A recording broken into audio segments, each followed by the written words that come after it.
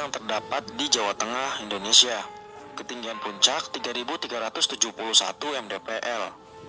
Gunung Sumbing merupakan gunung tertinggi ketiga di Pulau Jawa setelah Gunung Semeru dan Gunung Selamet. Gunung Sumbing memiliki daya tarik tersendiri di kalangan para pecinta alam atau pendaki gunung. Selain ketinggiannya, tentunya adalah pemandangan yang dapat dinikmati sepanjang menuju puncak sampai di atas puncak tertinggi, yaitu puncak sejati Gunung Sumbing. Gunung Sumbing juga berjajar dengan Gunung Sindoro, di mana tentunya sangat memikat mata. Ini adalah kisah pendakianku di Gunung Sumbing, lebih tepatnya tanggal 2 bulan 2 tahun 2018. Dalam pendakian Gunung Sumbing, saya memilih jalur pendakian Pos Garung. Kenapa Pos Garung? Karena atas saran teman dan banyak juga teman sesama pendaki menyarankan pendakian lewat Pos Garung. Gunung Sumbing merupakan gunung tertinggi kedua se-Jawa Tengah. Maka dari itulah aku dan temanku harus memiliki fisik dan perlengkapan lengkap. Seminggu sebelum melakukan pendakian Gunung Sumbing, aku tak lupa lari-lari agar fisikku terjaga. Pendakianku sendiri hanya berjumlah 2 anggota, berangkat dari Grobogan. Tapi, waktu sampai di pos pendakian Garung, tentunya banyak pendaki lain yang akan mengiringi perjalanan kami. Sekitar 4 jam sore, saya dan temanku beserta pendaki lainnya meninggalkan Pos Garung menuju puncak sejati Gunung Sumbing. Perjalanan yang sangat menyenangkan ditemani udara yang sejuk. Selain itu, sepanjang perjalanan juga banyak para petani mengelola lahannya. Sekitar jam setengah 6 sampai juga di pos pertama atau pos 1. Keadaan sudah mulai gelap dan hawa dingin mulai merasuki tulang belulangku. Aku dan temanku beristirahat sejenak dan tak lupa mengerjakan kewajiban sebagai seorang muslim, yaitu sholat maghrib. Setelah selesai sholat dan makan makanan ringan, akhirnya perjalanan dimulai lagi. Tak lupa aku menyalakan penerangan yang aku taruh di kepala agar menerangi perjalananku. Jaket tebal pun aku pakai agar mengurangi rasa dingin yang menyerang.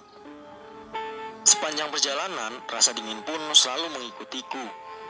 Tapi semuanya tak terasa karena dari kejauhan pemandangan kota seperti Temanggung terlihat begitu indah. Sampainya di pos 2, sengaja aku dan temanku tak melakukan istirahat meski banyak pendaki lain yang mengajak untuk istirahat. Dari pos 2 sampai pos 3, rasa dingin mulai terasa hebat menyerang. Selain itu, kabut mulai datang. Alhasil, jarak pandang begitu terbatas. Sepanjang perjalanan menuju pos 3, tak ada pendaki lain yang aku jumpai. Alhasil, aku dan satu temanku mempercepat langkah kaki agar segera sampai di pos 3. Sepanjang perjalanan, suara-suara pendaki di depanku terdengar jelas. Tapi, saat aku kejar, tak ada pendaki yang aku jumpai. Dari belakang juga terdengar ramai pendaki lain. Tapi setelah aku tunggu, tak ada ya pendaki yang kunjung datang. Hawa mistis mulai terasa, apalagi suara burung gagak yang membuat bulu kuduku merinding. Entah karena kedinginan atau itu benar-benar nyata, aku dan temanku melihat sosok bola api yang terbang melintas persis di atas kepala. Kalau di tempatku tinggal, itu disebut dengan banaspati. Aku bersama temanku pun bergegas melangkah. Jatuh bangun di tengah kegelapan, apalagi senter temanku mati. Alhasil cuma senterku saja yang berfungsi. Sekitar jam 9 malam, akhirnya aku dan temanku sampai juga di pos 3. Di pos 3 sudah ramai pendaki dan tenda-tenda berjejer rapi. Aku dan temanku lantas mencari tempat istirahat dan menenangkan pikiran. Setelah makan dan minum kopi, aku dan temanku lantas menjalankan kewajiban sholat Isya. Aku tak mendirikan tenda di pos 3, melainkan mendirikan tenda di pos 4 sesuai rencana awal sebelum mendaki, di mana pos 4 menjadi kesepakatan pendirian tenda. Sekitar jam setengah 10, kami melanjutkan perjalanan meninggalkan pos 3. Dalam perjalanan tersebut, tak ada halangan-halangan yang berarti, karena banyak teman pendaki lain bersama kami menuju pos 4. Sekitar jam 10.45 malam, akhirnya kami sampai di pos 4. Sesampainya di pos 4, aku dan temanku segera mendirikan tenda dan memasak air. Jam 11 malam aku dan temanku masuk dalam tenda untuk tidur karena rencananya jam 4 pagi kami akan submit menuju puncak sejati. Jam 3 pagi aku dan temanku bangun untuk masak agar stamina pulih lagi. Dan tepat pada pukul 4 pagi, akhirnya aku dan temanku melanjutkan perjalanan menuju puncak sejati.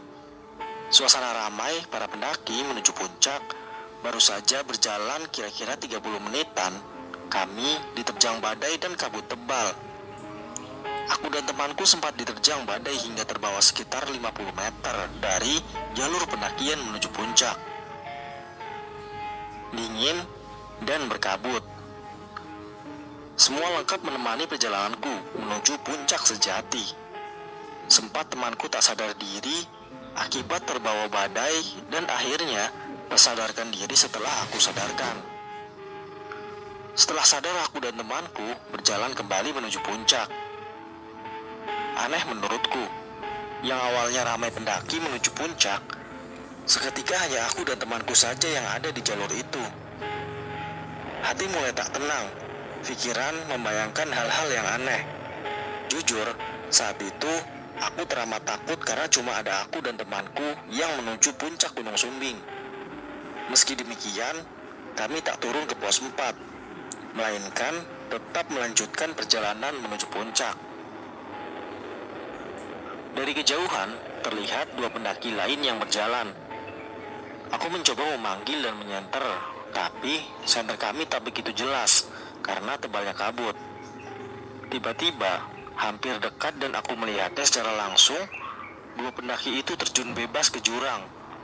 Aku dan temanku sempat teriak, tapi tak ada sautan dari pendaki lain. Aku sempat menyenter jurang itu dan amat dalam. Aku dan temanku dalam ketakutan yang luar biasa, akhirnya kami lari secepat mungkin yang kami bisa dan kami terperosok dalam jurang yang tidak begitu dalam. Aku dan temanku sulit bangun karena semak-semak yang begitu rimbun. Saat itulah kami melihat tak terlalu jauh, kira-kira 10 meter, dan begitu jelas ada seorang pendaki berpakaian lengkap membawa ransel, tetapi tanpa kepala. Kebetulan senterku menuju persis ke arah pendaki tanpa kepala itu. Jujur, aku dan temanku ketakutan. Ayat-ayat suci kami lantunkan sebisanya dalam keadaan terperosok dalam jurang. Setelah kejadian itu, kira-kira 20 menitan, akhirnya kami melihat rombongan pendaki dari UGM dan kami meminta tolong. Aku dan temanku akhirnya berjalan di depan pendaki UGM yang menuju puncak. Sekitar jam 5:30 pagi, aku dan temanku beserta para pendaki lain sampai ke puncak sejati Gunung Sumbing. Suasana ramai dan matahari mulai terbit. Sungguh pemandangan yang aku nantikan.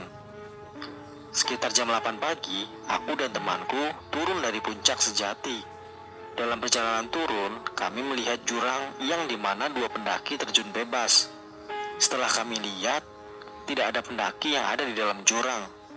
Sesampainya di pos 4, kira-kira jam 9, kami segera membongkar tenda, masak, dan lain-lain.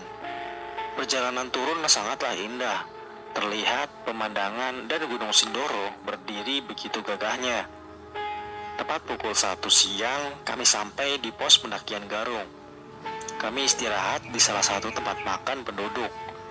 Aku sempat bercerita kepada pemilik warung atas kejadian yang aku dan temanku alami.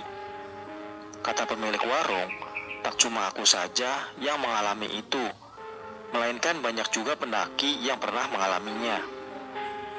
Selain itu, pemilik warung juga berkata, dulu memang ada pendaki yang jasadnya ditemukan tanpa kepala karena dimangsa binatang buas, dan ada pula pendaki yang terjatuh dari jurang. Mendengar penjelasan pemilik warung, aku dan temanku hanya bisa mengucap syukur alhamdulillah bisa selamat.